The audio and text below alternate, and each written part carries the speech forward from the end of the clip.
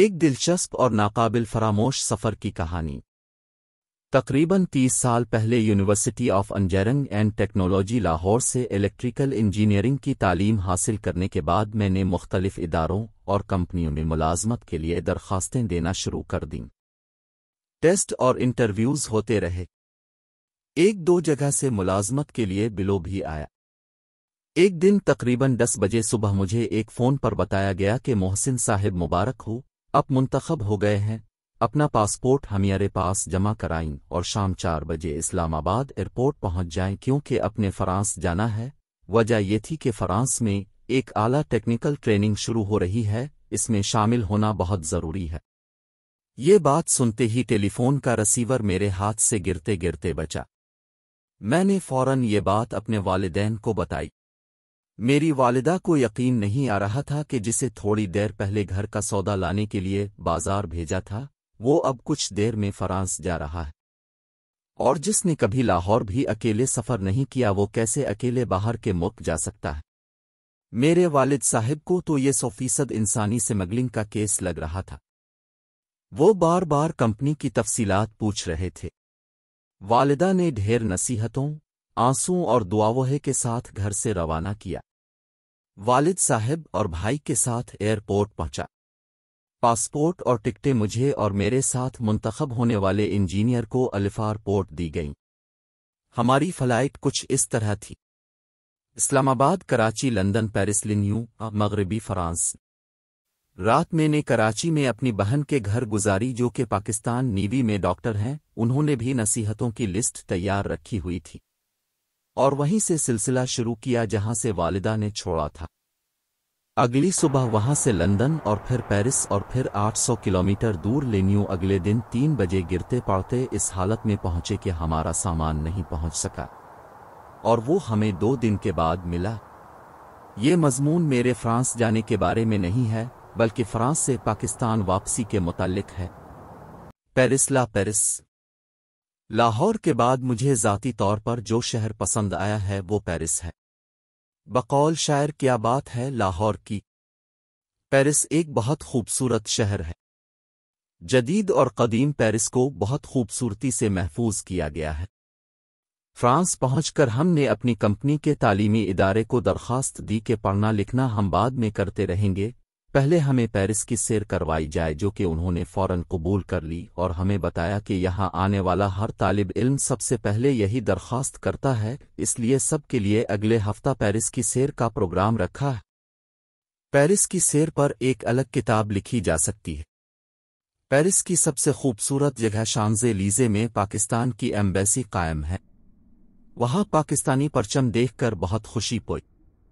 اس سیر کے باوجود ہمیں پیرس کی مزید سیر کی خواہش تھی، اس لیے ہم نے اپنے واپسی کے سفر میں اپنا پیرس کا قیام بڑھا دیا۔ فرانس میں قیام کے دوران یہ 2 کام تو ہم نے باقاعدگی سے ہفتہ وار کیے۔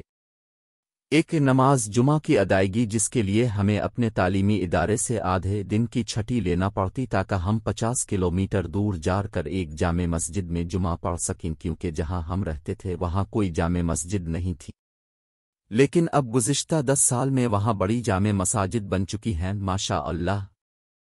2 فرانس کے مختلف شہروں کی سیر۔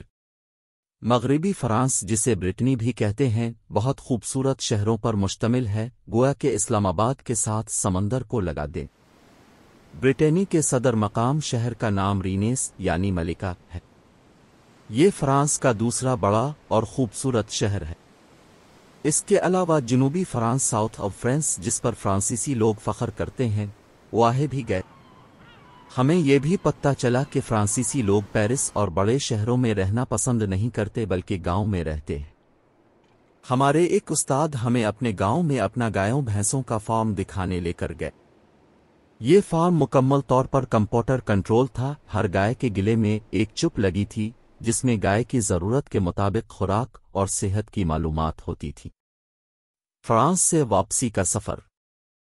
فرانس رہتے ہوئے ہماری ایک اور خواہش یہ بھی تھی کہ فرانس میں دنیا کی تیز ترین ریل گاڑی TGV کا بھی سفر کیا جائے، جس نے اس وقت 500 کلومیٹر فی گھنٹہ رفتار کا عالمی ریکارڈ بنایا تھا۔ اس کے لیے ہم نے اپنی ٹریننگ کے اختتام پر واپسی کے لیے لینیون سے پیرس کا سفر ٹرین TGV سے کیا۔ تقریباً 800 کلومیٹر کا سفر 2 گھنٹے میں مکمل ہوا۔ پیرس پہنچ کر ہم نے یورو ڈزنی، ایفل ٹاور، شانزے لیزے اور بہت سے مقامات کی سیر بھی کی۔ ایفل ٹاور کی سب سے اونچی منزل پر تیز ہواؤں کی وجہ سے جگہ مسلسل ہچکولے کھا رہی ہوتی ہے۔ یہ ایک گول دائرے کی شکل میں ہے جہاں سے ہر ملک کی سمت دکھائی گئی ہے۔ چارلس ڈی گال، پیرس کا ہوائی اڈہ۔ پیرس میں 2 ہوائی اڈے ہیں، اورلی اور چارلس ڈی گال۔ ہماری واپسی چارلس ڈی گال ہوائی اڈے سے تھی۔ یہ ایک بہت بڑا، جدید اور خوبصورت ہوائی اڈہ ہے۔ الفار پورٹ سے پہلے ایک راستے پر دنیا کے ہر ملک نے اپنی فضائی کمپنی کے سٹال اور پوسٹر لگا رکھے تھے، اور وہاں موجود ان کا عملہ لوگوں میں معلوماتی کارڈ بانٹ رہا تھا۔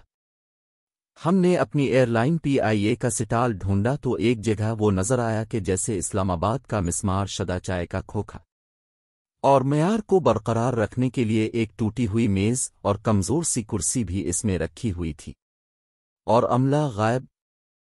یہ دیکھ کر دلی صدمہ ہوا کہ جہاں ساری دنیا سے سیاح موجود ہیں وہاں ہمارے ملک کی نمائندگی ہی کوئی نہیں۔ اس کے بعد ہم ایئرپورٹ میں داخل ہو گئے۔ وہاں ایک پریشان کن بات پتہ چلی کہ ہاتھ میں موجود سامان کا بھی وزن ہوگا، اور 20 کلوگرام سے زائد فی کلوگرام پاکستانی روپے کے حساب سے 2000 روپے دینا پڑیں گے۔ ہم دونوں کے پاس ہاتھ کے سامان کا وزن 30 کلوگرام تھا، یعنی اب ہمیں 20 ہزار روپے الگ سے دینے پڑیں گے۔ ہم اپنا سامان کھول کر بیٹھ گئے اور حساب کرنے لگے کہ کیا چیز یہیں ایئرپورٹ پر ہی چھوڑ دی جائے تاکہ جرمانہ نہ دینا پڑے۔ ہمارے علاوہ بھی یہ کام بہت سے لوگ کر رہے تھے، گویا کہ راولپنڈی کے راجہ بازار کا منظر لگ رہا تھا کہ جہاں لوگ بیچنے کے لیے اپنا سامان زمین پر رکھ دیتے ہیں۔ ابھی ہم اپنا سامان زمین پر رکھ کر حساب کتاب کرنے میں مشغول ہی تھے کہ ایک PIA کی یونیفارم پہنے ایک افسر وہاں آیا، اور وہاں پر موجود ان سب لوگوں کو دیکھنے لگا جو اس طرح کے حساب کتاب میں مشغول تھے۔ ہمیں پہلے ہی PIA پر افسوس اور غصہ تھا، اور اوپر سے یہ موصوف زخموں پر نمک چھڑکنے پہنچ گئے تھے۔ ہم نے اس افسر کو ایسے دیکھا کہ جیسے ایک دکھ بھرا مظلوم فریی دیکھتا ہے۔ ہماری حالت دیکھتے ہوئے اس افسر نے اونچی آواز میں فرانسیسی میں کہا 30 کلو یعنی 30 کلوگرام۔ اس افسر کے ان الفاظ سے ہمارے PIA سے تمام گلے شکوے دور ہو گئے، اور دل کر رہا تھا کہ جا کر اس افسر کو گلے لگا لوں کہ جس کی وجہ سے ہمارا سامان اور زر مبادلہ بچ گیا۔ PK 704 ہماری PIA کی فلائٹ کا نمبر PK 704 تھا۔ یہ PIA کی ایک مشہور فلائٹ تھی جو کہ new York, London, Paris, Frankfurt, Dubai اور اسلام آباد جاتی تھی۔ جہاز 2 منزلہ بڑا سا بوئنگ 747 تھا۔ ہم جیسے ہی جہاز میں داخل ہوئے تو یوں لگا کہ جیسے پاکستان میں پسنجر ریل گاڑی کے کسی ڈبے میں آ گئے ہیں۔ لوگ 4 سیٹوں پر چادر تان کر سوئے ہوئے تھے، سامان فرش پر ادھر پڑا تھے۔ کہیں بچے کھیل رہے تھے تو کہیں خواتین اپنے گھریلو مسائل پر باتیں کر رہی تھیں۔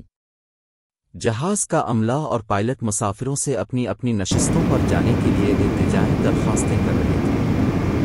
ابھی میں اپنے ماحول کا جائزہ لے ہی رہا تھا کہ آواز کانوں سے ٹکرائی مجھ سے، تم ادھر کیا کر رہے ہو؟ میں نے دیکھا تو وہ ہمارے عرصے کے پچھلے ہوئے دور کے فیاض ماموں تھے جو تقریباً 25 برس بعد نیو یارک سے پاکستان جا رہے تھے۔ ان کو اپنی داستان سنائی اور باقی کا سفر ان کے طے کیا، اور پھر الحمدللہ 6 گھنٹے بعد اب میں مکمل سامان کے ساتھ گھر پہنچ گیا۔ سفر ہے شرط مسافر نواز باتیرے، ہزارہ شجر سایہ دار راہ میں ہے۔